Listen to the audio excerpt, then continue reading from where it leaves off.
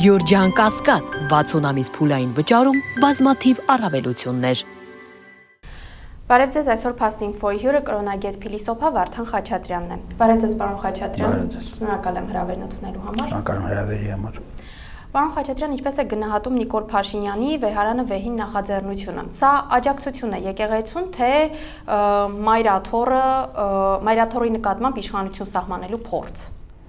Գիտեք, բավականին բարդ է, երևի ավելի շուտ ինքը կարողանա բացատրել, որովհետև բազմավեկտոր երևույթ է եւ տարբեր ուղղությունների վրա տարբեր ճնշումներ է ինքը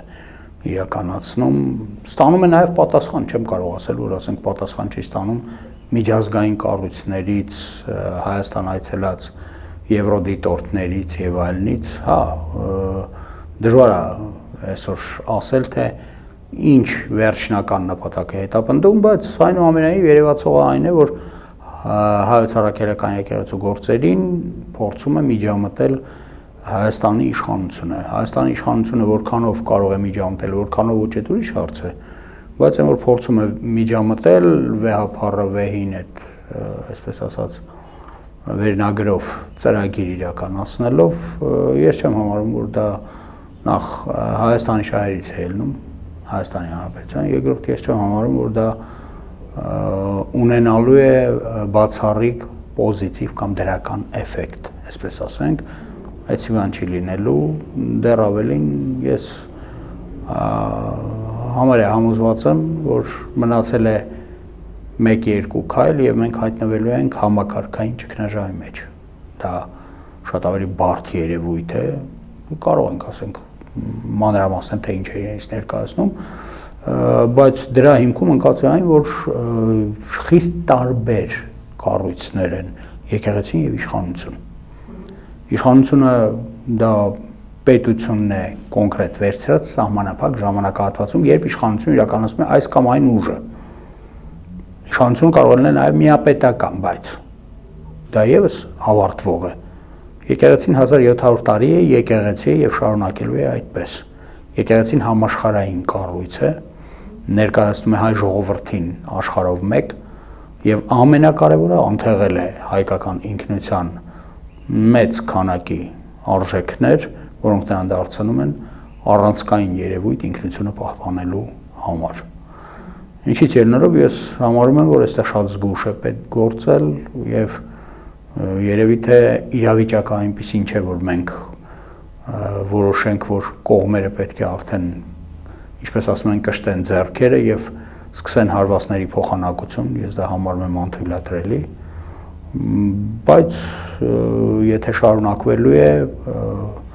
պետք է կոչ անեմ կողմերին ուղղակի, կողմերին չէ, որտեղ եկեղեցին ըստ էության բոլոր ժամանակներում համեմատաբար պասիվ մասնակից է, նա հեղափոխություններ եւ այսպես ասած պաշտոնանկություններ չի արել, բայց նրա ազդեցությունը տևական է շատ ավելի եւ կամայական իշխանություն վերջացնելու է իր իշխանության ժամկետը եւ դրանից հետո միևնույն է եկեղեցին շարունակելու է իր միգուցե համերընթաց, բայց քայլքը հավերժության մեջ, հավերժություն ասելով նկատի ունեմ, որ 3 համաշխարհային կրոնների հիմնադիրները դրանք խոշորագույն անձինք են պատմական, որովհետև նրանց է միայն հաջողվել ստեղծել եւ հավերժություն հաղորդել իրենց ստեղծած համակարգին, այսինքն քրիստոնեություն, իսլամ եւ բուդդայականություն, այն կրոնները եւ այն անձինք, որոնք խոշորագույն մարդիկ են, որովհետեւ յուրաքանչյուր մեկը ով եկել է եւ փորձել է իշխանություն, ասենք Նապոլեոն Բոնապարտի խոսքերը հիշեցնեմ, էլի, ասում եմ, ես եւ նման բազմաթիվ աշխարհի նվաճողներ փորձեցինք աշխարհը նվաճել եւ ժողովուրդներին միացնել միմյանց պողպատով, արյամբ, իմ ժամանակներում նաեւ վառոթով։ Բայց ամեն անգամ դա փլուզվում էր, որովհետեւ մենք ամեն անգամ կառուցում էինք Բաբելոնը, որը պետք է քանդվեր։ Եվ միայն մեկը ցած իջավ խաչից եւ նվաճեց աշխարհը մեկ ու ընդմիշտ սիրով։ Քրիստոնեից եկեղեցին որպես այդպեսին համարվում է, որ Հիսուս Քրիստոսի արյան արդյունքն է, այսինքն թափված արյունից առաջացել է եկեղեցին։ Եվ օբյեկտիվ լինենք, բազմաբնույթ անգամ դինաստիոն իշխանություններ ավարտվել են, բայց կրոնական հոսանքները համաշխարհային մնացել են եւ նրանց ազդեցությունը հասարակական գիտակցության վրա այսօր անվիճելիորեն ցույց է տալիս, որ աներևակայելի ավելի ուժեղ են, քան քաղաքական կուսակցությունների ազդեցությունը հասարակության վրա։ Պարոն Խաչատրյան, իսկ ինչ ասել է համակարգային ճգնաժամ, որն է լինելու դրա դրսևորումը, այսպես ասած։ Համակարգային ճգնաժամը դա հասարակության բոլոր շերտերում ռազմաքաղաքականից սկսած վերջացրած տնտեսական շերտում ճգնաժամի ի հայտ գալն է, որը մեկը մյուսին խթանում է, արագացնում է, այդ գործընթացը արագանում է, ելնելով նրանից, որ եկեղեցու եւ իշխանության միջև այսօր կա այդպիսի հակասություն, ինչու, որովհետեւ իշխանությունը հասարակական կարծիք ստեղծել եկեղեցու մասին նեգատիվ թերևս չկարողանա, որովհետեւ ինքը չունի այդպիսի համարում, նրա ժողովրդայնության կորը այնուամենայնիվ իջնում է եւ շարունակում է իջնել։ Միգուցե այստեղ հույս ունեն, որ կարող է բարձրանա, եթե ինչ որ եկեղեցու հանդեպ հարաբերական ասած հաղթանակ լինի, բայց այդ հաղթանակն էլ չի լինելու, այսպես ասենք, էլի տարբեր պատճառներով, որովհետև որպեսզի կաթողիկոս դու հանես կամ պետք է լինի աներևակայելի միահամուռ հասարակական ճնշում, ինչը ի վիճակի չի մոբիլիզացնել ներկայիս իշխանությունը։ Երկրորդ դեպքը, երբ որ եկեղեցվո եպիսկոպոսած դասը կմերժի կաթողիկոսին։ Դա մի հարցով է միշտ լսվում, այդ հարցն այն է, թե վերջի վերջո ուսմունքից շեղվել է կաթողիկոսը, թե ոչ, այնտեղ չի լսվում հարցերը, ինչ որ բարձրացվում են, որովհետև այդ հարցերը հարաբերական հարցեր են եկեղեցվո կարգի եւ օրենքների շրջանակում, այսինքն դու եթե մեղք ես գործել, դու կարող ես ապաշխարել։ Մեզ ամգոյություն ունի 3 տարվա, 4 տարվա, 7 տարվա ապաշխարանք եւ ապաշխարանքի գաղտնիքը եկեղեցին չպետք է բացահայտի ճիշտ այնպես ինչպես խոստովանանքի գաղտնիքը, երբ որ մարդը գնաց խոստովանեց իր մեղքերը, եկեղեցին չպետք է այն բացահայտի։ Քրիստոնեից եկեղեցին, սա ընդհանուր քրիստոնեից օրենքն է։ Այդ առումով շատ դժվար է պատկերացնել, թե ինչի է հավակնում այսօրվա այդ ընթացքը, այսինքն դրա վերջնական նպատակը որն է, իսկ ինչ վերաբերում է այդ ճգնաժամին, ճգնաժամը արագ է ավելի վրա գալու, որովհետև այդ գոյություն ունեցող հակամարտությունը որևէ կերպ իշխանության քվեները չի կարող բարձրացնել։ Պարոն Խաչատրյան, իսկ իշխանությունների այս արշավը եկեղեցու դեմ ինչով են պայմանավորված, քաղաքական հաշվարկներով, թե խորքում առավել գաղափարական ենթատեքստ կա։ Գիտեք, քաղաքական հաշվարկներ էլ կարող են լինել, գաղափարական առումով ասենք ես դժվար եմ պատկերացնում Հայաստանում ինչ ալնելու։ Ես գիտեմ ինչ են ուզում, արտերկրից Հայաստանի ծանոթության կենտրոնը դուրս բերել, որպես ծանոթության կենտրոն։ Այսինքն դա ինչ է ներկայացնում Իրանից։ Ամերիկայի օրինակի վրա ասեմ, որտեղ իրանք հիմա այսօր պարբերաբար գրում են այդ մասին, որ Ամերիկայի ներկայիս ոչ շատ լավ իրավիճակը պայմանավորված է նրանով, որ WAPS, այդ այսպես կոչված White American Protestants կոչված հիմնական զանգվածը, որը 50%-ից ավել էր Ամերիկայում, հիմա 50%-ից ցած է իջել այն օրակարգերի հետևանքով, որոնք լիբերալ համաշխարհային, ասես ասենք, շերտերը մտցրեցին ամերիկյան հասարակայնության լրատվական եւ կյանքի շրջաբերման մեջ, որի հետևանքը եղավ կորուստը։ Փաստորեն այդ կենտրոնական զանգվածի, որը իր վրա պահում էր Ամերիկան, հավասարակշռված, այդ իրանց ասածն եմ ես ասում այսօր, մեզանում այդպիսի բան մերձակա ինձ թվում է 15-20 տարում չի էլ կարող լինել, որովհետև մենք հայ քրիստոնյաներ ենք։ Դա բոլոր մեր ուսումնասիրությունները ցույց են տալիս, 86%-ից ավելին իրենց համարում են հայ քրիստոնյաներ, որոնց մեջ կան նաև բողոքականներ, որոնք համարում են իրենց հայ են, քրիստոնյա են։ Հայ քրիստոնյաներ, կարող է պատահի, ես նորից եմ կրկնում, էլի դա խորը հավատացյալներ չլինեն, այսինքն մարդիկ են, որոնք կարող է մատների արանքով նայեն, ինչպես ասում են, այն պարտավորություններին, որոնք թվում է թե պետք է յուրաքանչյուր հավատացյալ իրականացնի, բայց միևնույն է նրանք հայ քրիստոնյաներ են եւ նրանց հետ չես տանի, կարող են գնալ կամայական տեղ или կամայական գյուղ ու տեսնել, որ հա այս մարդիկ ինչ-որ հայ քրիստոնյաներ են, միգուցե եւ ասենք ասում են հա այնտեղ մեր սուրբն է, այն վերևը գնում ես տեսնում ես, որ մի քանի քանդված քարա չես էլ կարողանում տարբերակել ինչ ա եղել, բայց այդ մարդիկ համոզված են, որ իրանք կապված են դրա հետ։ Դու նրանց այդ համոզմունքը չես կարող խարխլել։ Հիմա ճիշտ այդպես էլ Հայաստանում մարդիկ համարում են, որ իրենք հայ քրիստոնյաներ են։ Մենք հանուն դրա պայքարել ենք, հանուն դրա մեծ վնասների եւ կոտորածների ենք ենթարկվել, բայց այսօր 99%-ով ապրում են Հայաստանում հայեր։ Թող լինի 98, բայց դրանից բան չի փոխվելու։ Այսինքն երբ որ մենք խոսում ենք նրանից, թե իսկ հնարավոր է արդյոք, հա, Էջմիածնի դեմ եղել է նաև արտերկրից, ասենք իմ հիշողության մեջ մեկ անգամ չի եղել, որ կաթողիկոսին քննադատել են հայոց կաթողիկոսին քննադատել են եւ դա պայմանավորված է եղել նրանով, որ այսպես կոչված աշխարհի հնարավոր մոդելը պետք է լիներ ոչ ազգային, այսինքն ամեն երկրում պետք է գտնվեն այն քանակությամբ այլ ազգիներ, որ այդ երկիրը չունենա այդպիսի եւ այդ դեպքում արդեն նրան հնարավոր է մի ինչ-որ կենտրոնից կառավարել մինչև վերջ, բանկային համակարգը ցրել ամբողջ աշխարհով մեկ, հավաքել այդ գումարները եւ տանել այնտեղ որտեղ անհրաժեշտ է, որտեղ իրանց կենտրոններն է, այս ամենը անցած գնացած բաներ են այսօր, որովհետեւ Ամերիկան ինքը համարում է, որ դա եղել է կոպիտ, սխալ, դա հանգեցրել է ծայրահեղ նեգատիվ երևույթների երկրի ներսում եւ հիմա այդ նեգատիվիզմի դեմ պայքարում են հնարավոր բոլոր մեթոդներով, ընդհանուր մինչեւ զորք մտցնելով տարբեր քաղաքներ, մնել մեծ քաղաքներ, Լոս Անջելես, Չիկագո եւ այլն, որովհետեւ հա, ինչպես ասում էր Շեքսպիրը, ժամանակը դուրս է սահել իր շավղից, դուրս է սահել, հա եւ այնտեղ շտկում են եւ դա փոխում է ամբողջ աշխարհով մեկ այն եղանակը, որը հաստատված էր այդ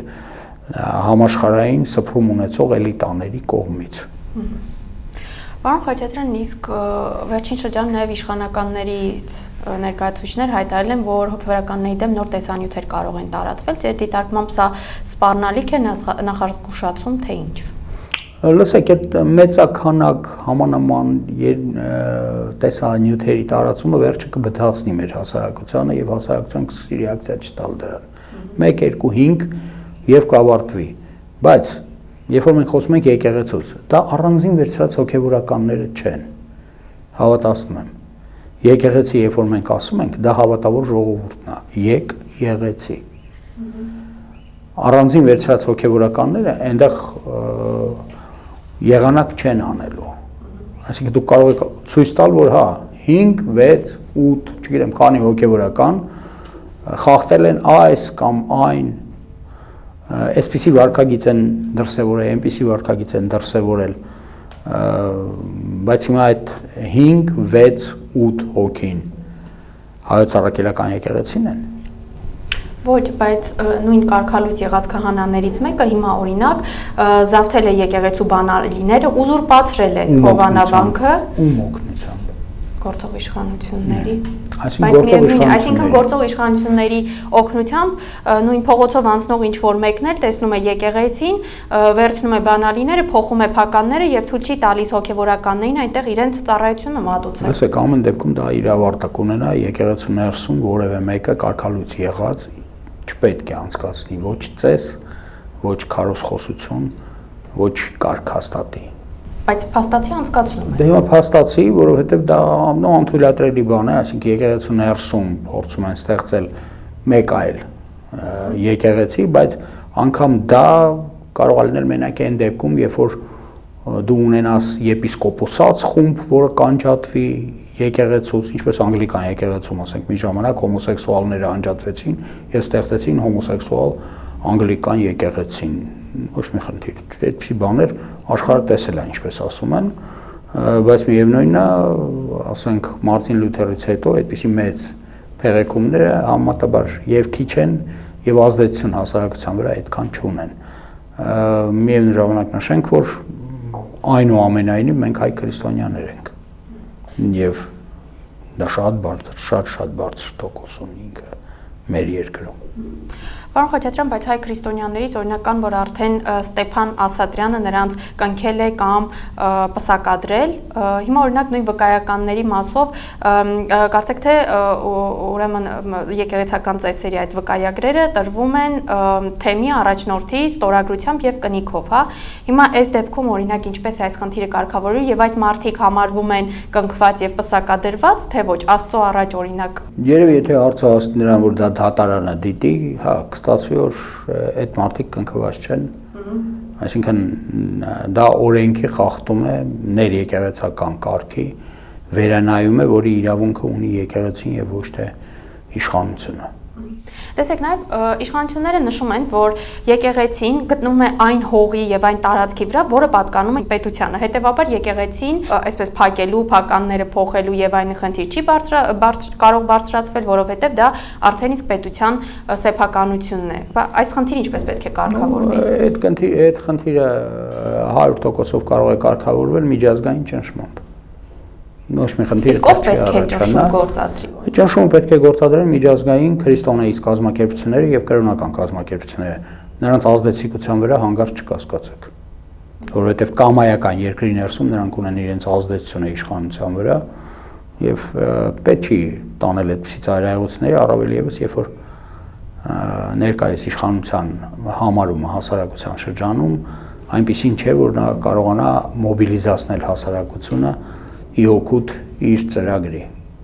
չի կարողանալու։ Տեսեք, մենք ասում ենք չի կարողանալու, բայց նախորդ Կիրակի օրինակ մարդիկ գնացել են կարգալույց եղած քահանայի մատուցած պատարագին։ Այս Կիրակի եւս կարծեք թե նման իրադարձություն է նախանշվում։ Իսկ եթե իշխանությունները շարունակեն իրենց այս ընթացքը, ինչպես դուք նշեցիք, հոգնելու ներողություն խնդրում եմ, ինչպես դուք նշեցիք, հասարակությանը բթացնելով, եթե աստիճանաբար հովանավանքից անցում կատարեն այլ եկեղեցիների եւ այդպես հերթով այսպես ասած եկեղեցիները զավթեն։ Դա կառաջացնի այնպիսի ռեզոնանս աշխարհով մեկ, որը ես իմ թշնամուն էլ չի ցանկանա։ Այդ ցանկանայի նաև այդ ռեզոնանսի մասին խոսել, որտեղ տեսեք, վեհափառը համարվում է ամենայն հայոց, այսինքն խոսքը միայն Հայաստանի մասին չէ։ Ոչ, վեհափառը համարվում է Աստծո օցիալը երկրից երեսին։ Ամենայն հայոցը դնենք մի կողմ։ Ընտրությունները դրանք Աստծո կողմից իրականացված գործընթաց է դիտվում մեր եկեղեցում։ Այսինքն Աստված է ընտրում, ոչ թե ընտրում են մարդիկ։ Հա, մարդիկ ընտրում են որպես, բայց դա Աստծո կամքն է, որը դրսևորվում է ձայն բյուրած, ձայն Աստծո խոսքով որևէ մեկը վերանայել դա, այսինքն այն ինչ ձեռամբ Աստծո իրականացված է,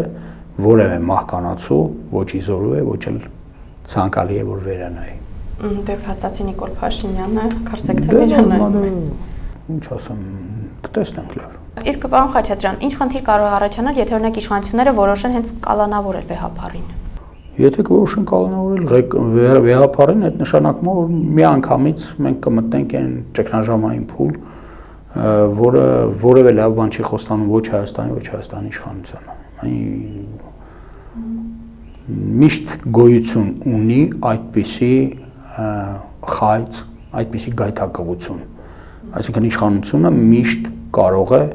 փորձել օգտագործել իր ձեռքին գոյություն ունեցող ինստիտուտները, բայց այդ ինստիտուտները օգտագործելը ցույց են տալու, որ չկա բաժանում իշխանությունների, այսինքն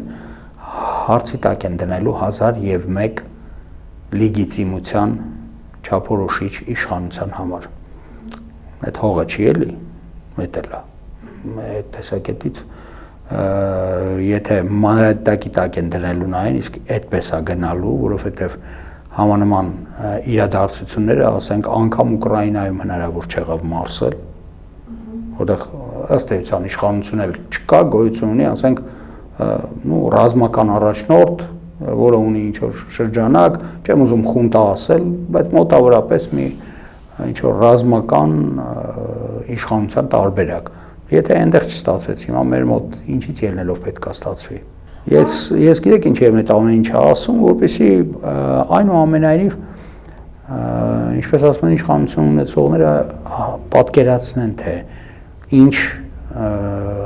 լուրջ նեգատիվիզմի առաջ են կանգնելու, այն էլ ոչ Հայաստանի ներսում։ Հայաստանի ներսում էլ կա, Հայաստանի ներսումը շատ ավելի վտանգավոր է, որովհետև դա համակարգային ճգնաժամի է բերելու բոլոր աստիճաններում առաջանալու է ճգնաժամ եւ որևէ կերպ չեն կարողանալու կանգնացնել այդ ճգնաժամը։ Ինչը վերջին հաշվով ինչ որտեղ կդրսևորվի, առավել ևս երբ որ ինչ որ մոտակա ընտրություններ էլ կան, այնպես չի որ ընտրությունները 7 սարից այն կողմ Այ որպես ձեր խոսքերի շարունակություն, պարոն Խաչատրյան, տեսեք դուք խոսում եք նեգատիվիզմի եւ իշխանությունների համար բացասական հետևանքների մասին, իրականում կխնդրեի, որպեսզի մի քիչ ավելի մանրամասնեք աշխարհաքաղաքական հետևանքները, որ կարող է ունենալ եկեղեցու դեմ սկսված այս արշավը եւ նաեւ նշում եք ընտրությունները, հիմա օրինակ շատ են քննարկումները, որ իշխանությունները պատրաստ են կեղծելու ընտրությունները անկախ նրանից թե նրանք որքան ձայն կհավաքեն եւ ամեն գնով պահպանելու են իշխանությունը, որտեղ սա իրենց համար կենաց մահու հարց է։ Կենաց մահու հարցը մեր նման երկրներում, որպեսզի ի վիճակի լինես անել դա, ինչպես Մոլդովայում են անում, պետք է ունենաս միահամուռ սատարումը արտերկրյա կարևորագույն առանցքների։ Եվրոմիություն, Ամերիկայի Միացյալ Նահանգներ, Ռուսաստան, Չինաստան, մասամբ կարող է նաև, չնայած դեռ այդ մակարդակին չի ասել, Հնդկաստան։ Այն ամենից հետո ինչը տեղի է ունենալու եւ հասարակական առումով սկսվելու է այդ համակարգային ճգնաժամը, բոլոր նրանց, ովքեր շահագրգիռ են ներկայիս իշխանության պահպանման մեջ Հայաստանում, ետ է պահելու։ Ես օրինակ բերեմ, որպեսզի բոլորի համար հասկանալի լինի, Վրաստանում Սաակաշվիլի կար, որը էլի այդպես, ինչպես ասում են, փշում էր լուսամուտները եւ հրամայում էր մաքուր օդին ներս գալ։ Հա, այդ Սաակաշվիլուն վերջին հաշվով հանեց ով։ Հանեց կոնսոլիդացված արևմուտքը։ Նա կարող էր պահել եւ հավատացնում եմ ձեզ, նա դեռևս պոպուլարության ինչ որ մի մակարդակ պահում էր։ Բայց նա պարտվեց, որովհետև նրան բացատրվեց, որ դու գտնվում ես համակարգային ճգնաժամի մեջ, մենք չենք կարող քեզ սատարել եւ աչք փակել դրա դեմ, որովհետև չկա այդպիսի տարբերակ։ Ինչու չկա, որովհետև մենք երբեք չենք գնալու այն տարբերակին, որ պահենք անհատին կամ նրա թիմը եւ կորցնենք այդ հասարակությունը կամ երկիրը։ Չափից ավելի պարզ այդ մարդուն բացատրել, հա, ասին, որ մեր տեխնացուն պետք է հաղթի, ոչ թե ուրիշներին, այդ հասկանալի բան է, բայց Սաակաշվիլուն բացատրվեց, որ նա պետք է հեռանա, այսպես թե այնպես։ Պարոն Խաչատրյան, ձեր դիտարկմամբ, այսինքն մեր իշխանությունները, Հայաստանի իշխանությունները այնքան անհեռատես են, որ այս ռիսկերը հաշվի առնելով կգնային եկեղեցու դեմ արշավի, իսկ գուցե նրանք արդեն իսկ աշխարհաքաղաքական կենտրոններից, մասնավորապես օրինակ շատ են քննարկումները, որ Նիկոլ Փաշինյանի իշխանության պահպանումը ձեռնտու է առաջին հերթին արևմուտքին, գուցե հենց արևմուտքից կանաչ լույս են ստացել։ Գիտեք, արևմուտքին ձեռնտու է, ես կարող եմ ասել, որ համեմատաբար ավելի մտահոգված է այդ գործերով Եվրոպան եւ ոչ թե Ամերիկան։ Նու մենք տեսանք էլի, երբ որ դրվում են կշեռքի նժարին, ասենք Ադրբեջանը թե Հայաստանը, Ալիևը թե Նիկոլ Փաշինյանը, այնուամենայնիվ արևմուտքը կանգնեցավ Ալիևի կողմը եւ ոչ Նիկոլ Փաշինյանի, դա երևաց 1001 տարբերակներում, երևացել է դրանից առաջ էլ, ասենք, բայց դե հիմա էս է իրավիճակը, դուք ուզում եք, որ ես իրանց տեղը բացատրություններ տամ, բայց այդ բացատրությունները երևի ճիշտ կլինի իրանցից հարցնեք եւ ներկայացնելով փաստարկները, որ հա, մենք ենք քաշվում համակարգային ճգնաժամի մեջ, որն է այն դրական լույսը, որը պետք է տեսնենք այդ թունելի վերջում, որն է այն դրական ճանապարհը, որով մենք ելնելու ենք, դուրս ենք գալու այս իրավիճակից, որովհետեւ հասկանում եք շատ լուրջ հոգեբանական հետևանքներ են սպառնում Հայաստանի Հանրապետությանը։ Պատերազմական վայրի վերումներ, որոնք անընդհատ շահադրվում են որպես պարտություն, հա մենք կորուստներ ունեցել ենք, դա խորհուրդ չկա, բայց այդ պարտություն բառը չափից ավելի մի կիրառեք, որովհետև հոգեբանական լուրջ անցումներ են տեղի ունենում, լումպենիզացիա է տեղի ունենում, այսինքն մարդիկ կորցնում են բարոյական կարգավորիչը իրենց ներսում, որտեղ մենք մի կերպ ապրենք, վերջ, ինչ նպատակներ, ինչ բարոյականություն, ինչ կրթական ցենզ, ինչի մասն է խոսքը էլի։ Հիմա եղունգ ունես գլուխդ քորի, մոտավորապես այդպիսի հասարակությունները շատ արագ շիջում են, մարում են իրենք։ Ինչից ելնելով ես հասկանաք, ես ստիպված եմ խոսալ այդ վտանգներից, որը իմ համար էլ հաճելի չի։ Ճիշտն ասեմ, ես էլ չի ուզենա, որ մենք խոսեինք դրանից, բայց եթե ես գիտեմ, որ դա 1001 դեպքերում եղել է, կրկնվել է, կարող եմ բերել դրանց օրինակները, ցույց տալ, թե ինչպիսի փլուզումների բերեց, ինչպես վերացան բոլոր այն պետությունները, որոնք գտնվում էին հայոց պետության կողքին, բոլորը սահել են ցած։ Հիմա եւ